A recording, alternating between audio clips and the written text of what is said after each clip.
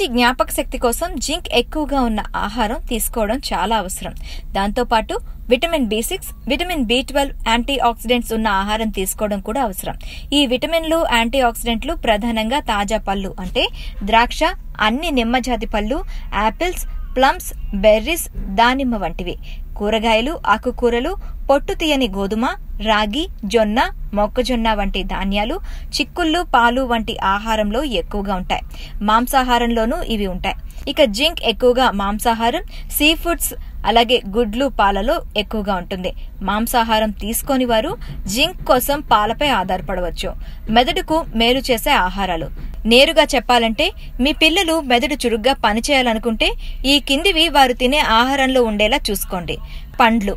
మెదడుకు మేలు చేసే పండ్లలో బెర్రీలు మంచివి. స్ట్రాబెర్రీ, బ్లూబెర్రీ, నేరేడు వంటివి మెదడుకు మంచివి. నూనెల్లో మెదడు చురుకుదనాన్ని దోహదం చేసే నూనెల్లో ఆలివ్ ఆయిల్ చాలా మంచిది. మెదడు చురుకుదనం కోసం మంచి కొవ్వులు అవసరమని తెలిసిందే కదా. ఆలివ్ నూనెతో పిల్లలకు మనకు అవసరమైన మంచి కొవ్వులు సమకూరుతాయి. ఆకుకూరలు.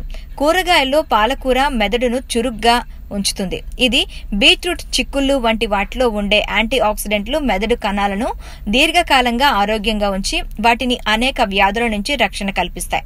వీటితో పాటు dark bitter chocolate, green tea కూడా మెదడుకు చాలా మంచిది. Please subscribe to Public Talk TV.